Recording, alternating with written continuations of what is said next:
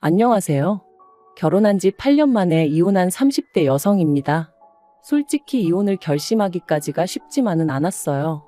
왜냐하면 저와 남편 사이에는 눈에 넣어도 아프지 않을 아이가 둘이나 있기 때문이었죠. 그래서 몇 번이나 아이들을 생각해서 어떻게든 참고 살아볼까 했는데 제가 하나를 양보하면 상대도 하나를 양보해주는 게 이치 아닌가요? 하지만 남편도 그렇고 시댁도 그렇고 사람들이 어쩜 그렇게 탐욕스러운지 이런 사람들인지 모르고 애시당초 가족의 연을 맺었던 제 자신을 탓하는 게 맞을지도요. 남편하고는 고등학교 때부터 알고 지내다가 대학교를 입학한 이후로 교제를 시작했어요. 사실 고등학교 다닐 때도 남편은 몇 번이나 저를 좋아한다고 마음을 표현해 왔는데 당시엔 제 마음은 온통 수능에만 가 있었거든요. 그러니 남편의 고백이 귀에 들어올 리 없었고 한편으론 좀 한심하게 느껴졌던 것도 사실이에요. 그런데 대학에 입학하고 나서도 한결같이 저를 좋아한다고 하니까 저도 결국엔 조금씩 마음의 문을 열게 되었고 그렇게 연애를 시작했습니다. 저희가 사귄다고 했을 때 주변의 반응은 젊은 애들이니까 한참 타오를 때니까라며 몇 년이나 가겠나 이런 분위기였던 것 같아요. 실제로 남편은 군대에 가야 했고 전 유학을 계획 중이었으니 저 스스로도 길어야 3, 4년이나 사귀게 되지 않을까 생각했던 게 사실이고요.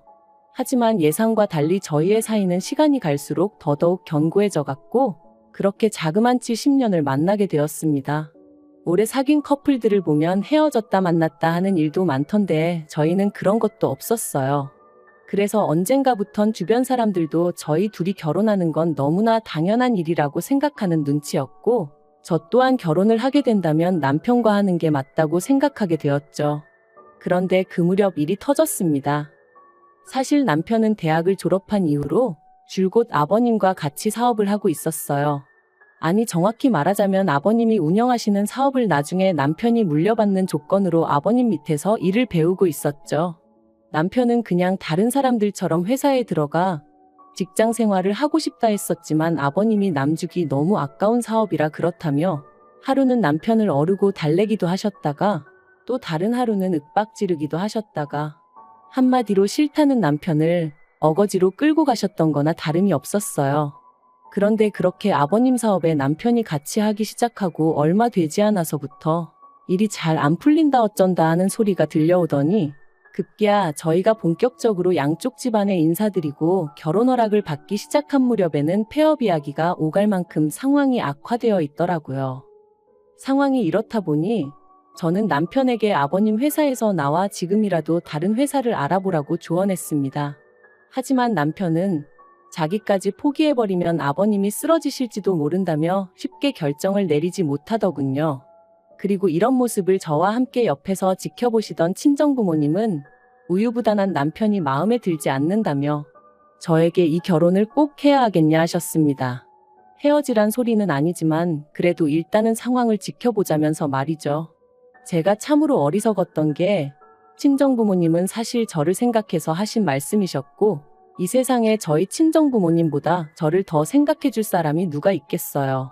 그런데 그때는 그런 건 생각도 못하고 그저 제가 남편과 얼마나 오랜 세월을 함께 했는지 뻔히 아시는 분들이 그렇게 말씀하신다는 그 사실 하나만 서운하게 느껴져서는 어찌나 친정부모님이 매정하고 독하게만 보이던지요.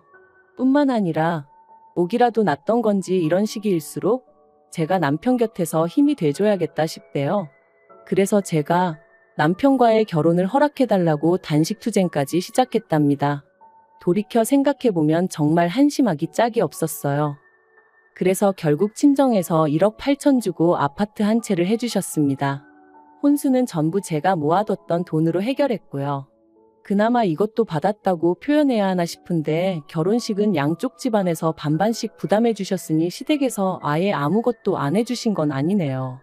다만 친정부모님은 축의금은 저희 살림살이 사는데 보태라고 주셨고 시댁에선 남편 앞으로 들어온 축의금까지 싹 다 가져가셨어요. 그래도 이마저도 상황이 상황인 만큼 이해하려고 했습니다. 민망해하는 남편에게 별말하지 않았고 결혼 생활 내내 시부모님 앞에서 그때 그러셨잖아요. 하고 말 한마디 해본 적 없어요. 이제 와서 말이지만 저는 저 나름대로 100점짜리 며느리는 아니어도 어머님 아버님이 며느리 잘못 들였다고 타박하실 정도로 못난 며느리는 아니었다고 생각해요. 그런데 사람 마음이라는 게 다 저와 같을 순 없다더니 그래서 그런 건지 시작은 제가 첫째를 낳으면서였어요. 저는 임신 사실을 확인했을 때부터 아들이니 딸이니 그런 건 신경 쓰지 않았습니다. 그저 말 그대로 건강한 아이만 나와줬으면 했죠. 하지만 6개월이 넘어가면서 제가 묻지도 않았는데 의사 선생님께서 분홍색 옷을 준비하시면 되겠네요 라고 아이 성별에 대해 언지를 해주셨고 저는 이 소식을 친정과 시댁 양가 모두에 알렸습니다. 그런데 양가의 반응이 정말 판이하게 달랐어요. 친정 부모님은 얼마나 귀엽겠냐 뭐 그런 이야기를 하셨다면 시댁에서는 그래도 첫째는 아들이 나오는 게 좋다면서 저더러 노력을 해보라고 하셨는데 황당하더라고요. 아기 성별이 언제부터 엄마가 노력하면 달라지는 거였나 싶은 게. 그리고 역시나 의사 선생님 말씀대로 저는 딸아이를 낳았습니다. 그리고 그때부터 시부모님은 노골적으로 싫은 티를 내기 시작하셨어요. 20시간의 난상 끝에 제왕절개로 아이를 낳은 제가 산후조리원에서 돌아오기가 무섭게 둘째는 언제 가질 거냐면서 사람을 힘들게 하셨거든요. 그리고는 어차피 힘줘서 낳는 거 조금만 더 노력해보지 그랬냐는 말씀을 하시질 않나. 저희 딸아이를 향해서는 요만한 거 하나 달고 나왔으면 얼마나 좋았겠냐 하시질 않나. 솔직히 막말로 못 배우신 분들이 그러셨으면 오히려 그러려니 했을지도 모르겠습니다. 하지만 저희 시부모님 두 분 다 배울 만큼 배우신 분들이셨거든요. 그런데 그런 분들이 남들 눈을 피해서 노골적으로 손녀는 무시하고 있지도 않은 손자를 찾아대시니 환장할 노릇이대요. 그래서 저도 나중엔 너무 짜증이 나서 3억을 달라고 했습니다. 아들 낳아드리면 3억 달라고요. 그랬더니 시부모님이 네 자식 네가 낳는데 우리가 왜 돈을 주냐며 그건 또 아주 질색을 하시대요. 그러다 작년에 정말 어쩌다 그런 일이 생긴 건지 저도 모르겠습니다만 제가 임신을 했어요. 사실 저나 남편이 더는 아이 계획이 없다 생각하고 수술을 받고 그런 것은 아니었지만 그래도 둘째가 생길 거라곤 상상도 못했는데 서로가 너무 안일했던 탓이었겠죠. 아무튼 그래서 얼결에 둘째를 가졌습니다. 그리고 비록 계획한 임신은 아니었지만 그렇다고 지운다던가 그런 생각은 아예 해본 적이 없어요. 그래서 양가 부모님께 조심스레 제 임신 소식을 알리니 아니나 다를까 친정에서는 제 몸이 상할 것을 가장 먼저 걱정하셨습니다. 첫째 때도 워낙 고생 끝에 출산을 했었고 그때 이미 친정 부모님은 이러다 딸을 잃는 건 아닌가 그런 생각까지 드셨다고 했거든요. 그래서 사실 친정어머니는 아닌 게 아니라 저더러 둘째를 꼭 낳아야겠냐는 말씀도 하셨네요. 당신은 손주도 좋지만 당신 배아파 낳은 제가 제일 중요하다며. 하지만 제가 괜찮다고 했어요. 제 성격인지 아니면 모성애란 게 그런 건진 모르겠지만 임신 사실을 알게 된 이후로는 한순간도 뱃속에 아이를 포기한다는 생각은 아예 상상조차 할 수 없었거든요. 아무튼 반면에 시댁에서는 아니나 다를까 이번엔 아들이어야 한다는 말씀부터 하셨습니다. 이번에도 아들이 아니면 어쩌냐 하는 우려 섞인 말씀도 잊지 않으셨지요. 그리고는 이번에도 저더러 고기를 많이 먹으라는 둥, 항상 왼쪽으로 누워 자라는 둥, 지금 다시 생각해도 아주 깝깝한 소리만 골라 하셨다니까요. 그리고 저는 다행이라고 해야 할지 올해 초 건강한 남자아이를 출산했습니다. 그러자 첫째 때와는 달리 시댁에서 정말 시쳇말로 좋아 죽으시더라고요. 이제 어디 가서 기죽을 일은 없겠다면서 이제 마음이 든든하다 하시면서 말이죠. 그리고는 기껏 덧붙이시기를 아마 첫째 때는 정성이 부족해서 딸을 낳았던 게 아닌가 싶다며 이것 보라고 간절히 바라면 다 이루어지는 법이라나요? 솔직히 듣는 내내 짜증나고 황당하고 어이가 없었지만 좋은 게 좋은 거다 생각하고 네네 하고 말았네요. 그런데 아버님께서 생각지도 못한 말씀을 꺼내셨습니다. 제가 말했던 3억을 주시겠다는 거였죠. 제가 남편과 결혼하고 몇 년 동안 아버님과 남편이 하던 사업은 가까스로 위기를 극복해냈었어요. 비록 코로나 때 다시 주춤하던 시기도 있었지만 최근에는 전성기 때만큼은 아니더라도 꽤나 잘 풀려가고 있었고요. 하지만 시부모님이 3억을 턱하고 내주실 만큼 상황이 좋아진 줄은 꿈에도 생각을 못했기에 솔직히 당황스럽기도 했지만 한편으론 저도 사람인데 당연히 기분이 무척이나 좋았네요. 그런데 이후로 아버님이 말씀하시기를 그렇다고 3억을 현찰로 주긴 좀 그렇다 하시더니. 그러면 그렇지. 아버님이 소유하고 계시던 빌라가 한 채 있었는데 그게 시가로 7억 정도 한다는 거예요. 그리고 저희가 살고 있던 친정아버지가 해주신 아파트는 어느덧 값이 올라 4억 정도 했었거든요. 그러니까 저희가 사는 아파트를 팔아서 당신한테 4억을 주고 그 빌라에 들어가서 살랍니다. 그러면 나중에 팔면 3억이 남으니까 3억을 저한테 주시는 거라면서. 게다가 더 황당한 건 어쨌든 친정부모님은 1억 8천만 내주셨었지만 시부모님은 3억을 해주시는 거니 그나마 해준다는 빌라의 명의도 남편 명의로 하라는 거였죠. 저는 남편에게도 시부모님에게도 납득이 되지 않는다고 그러니 그냥 그 돈은 안 받겠다 했습니다. 그랬더니 이제 남편이 난리가 났어요. 시부모님이 크게 마음 써주시는 건데 그걸 그런 식으로 거절하느냐고 제가 계산을 이상하게 한다면서 말이죠.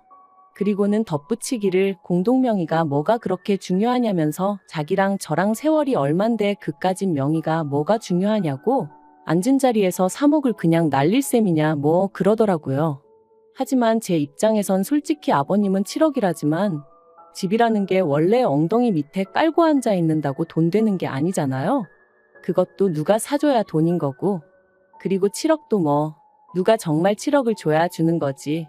반면에 아파트는 그래도 빌라보단 거래도 투명하고 시세 파악하기도 유리했으니 아무튼 여러모로 따져봐도 제가 굳이 제 아파트를 팔아 그 돈을 시부모님한테 들여가면서까지 시부모님 소유의 빌라로 들어갈 필요는 없겠다 싶었죠.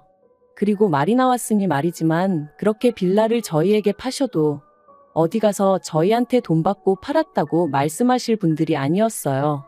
아마 어디 가서든 말 나오면 7억짜리 집을 저희에게 줬다 그렇게만 말씀하셨을 거예요.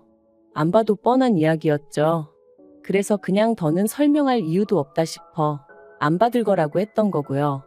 그런데 남편은 그 돈이라고 해야 하나 집이라고 해야 하나 아무튼 도무지 포기할 수가 없는 모양이었습니다. 저를 어르고 달래도 보고 저한테 속상하다며 짜증도 내고 사실 사업이 안 될 때는 아버님이 남편 월급을 몇 번이나 나중에 주겠다며 미루신 적도 있었고 그래서 몇 달 동안 남편이 가져다주는 생활비는 구경도 못한 채 오로지 제가 번 돈으로 살아야 하는 순간도 있었지만 그래도 어찌저찌 잘 견뎌냈습니다. 저희 살림살이에 사사건건 간섭하려 드시는 것도 또 언제 손자를 안겨줄 거냐는 구박 섞인 불평도 가까스로 잘 참아냈고요. 그런데 이제 와서 3억을 빌미라고 해야 하나. 아무튼 3억을 가지고 사람 기분을 있는 대로 잡쳐놓으니 더는 참을 수가 없었습니다. 그래서 한 번은 제발 좀 그만하라고 소리를 질렀더니 남편이 기껏 한다는 소리가 제가 다른 여자들에 비해 얼마나 대단한 일을 한 것도 아니고 남들 다 낳는 아들 한 번 실패하고 두 번째 겨우 낳은 거 아니냐며. 그런데도 어머님 아버님은 그걸로 저를 꾸짖기는커녕 오히려 돈을 주겠다 하시는데 저더러 그 와중에도 욕심을 내냐면서 그렇게 욕심이 사나우면 애들이 뭘 보고 크겠냐대요. 그리고 저는 그런 남편의 마지막 말에 완전히 이성을 놓칠 뻔했어요. 그간 내가 한 이불 덮고 잔 남자가 이딴 사고방식이었다는 것도 소름 끼치고 첫째를 실패작처럼 표현하는 게 혐오스럽기까지 했으니까요. 그래서 이때 처음 이런 남자를 내 아이들의 아버지로 두는 게 맞는 걸까? 차라리 이혼하고 혼자 키우는 게 애들한테도 더 도움이 되지 않을까 하는 생각이 다 들대요. 그렇게 하루가 멀다 하고 남편과 혹은 시부모님과 저는 말 그대로 싸움을 이어가야만 했습니다. 남들이 보기엔 어이가 없었을 테죠. 시부모님은 돈 준다 하고 며느리는 싫다고 하니 오죽하면 제가 자꾸 아버님 빌라가 7억이라고 하시는데 그럼 차라리 그걸 팔아서 3억을 저를 주시면 깔끔하지 않냐 소리도 했었거든요. 그랬더니 그 빌라는 기다리면 뭐 재개발이 될 수도 있고 호재가 많다면서 그렇게는 안 된다던데 정말이지 제가 여기다 다 적을 수가 없어서 그렇지 말도 안 되는 말씀을 얼마나 많이 하셨는지 몰라요. 그리고 그런 와중에 남편은 계속해서 시부모님 편을 드느라 정신이 없었고요. 마치 애를 둘씩이나 낳은 제가 정말 자기랑 이혼을 하겠냐고 생각이라도 했던 건지. 하지만 결론부터 말하자면 네, 이혼했습니다. 막상 이혼을 마음먹으니 참으로 사람 사는 게 이렇게 허무했나 싶을 만큼 모든 일이 일사천리로 진행되대요.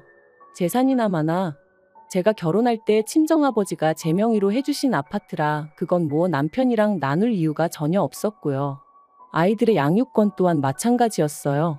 저한테 이혼의 이유가 있던 것도 아니고 경제적 능력이 없는 것도 아니었으니 아무리 남편 쪽에서 고집을 피운들 아이들 둘 다 제가 맡게 되었거든요. 그리고 그제서야 시부모님이 좀 뭐랄까 앞불싸 싶으셨던 모양인데 버스 떠난 뒤에 손은 든다고 문 열어주나요? 요새 그러면 벌금이에요. 이혼 후에도 제 생활은 크게 달라진 바가 없었습니다. 굳이 꼽자면 친정부모님이 전보다 자주 왕래를 하며 아이들을 챙겨주신다는 거 정도였달까요? 그리고 남편은 저와 이혼 후 시댁으로 아예 들어가 살기로 했다고 소식을 전해왔습니다.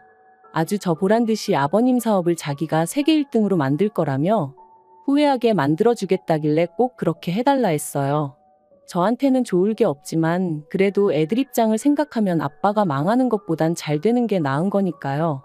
주변에 보면 말도 안 되는 상황에서도 아빠 없이 애들을 자라게 하기 싫다며 바보같이 참고 사는 여자들이 있던데 절대로 그러지 말라는 말을 꼭 해주고 싶어요.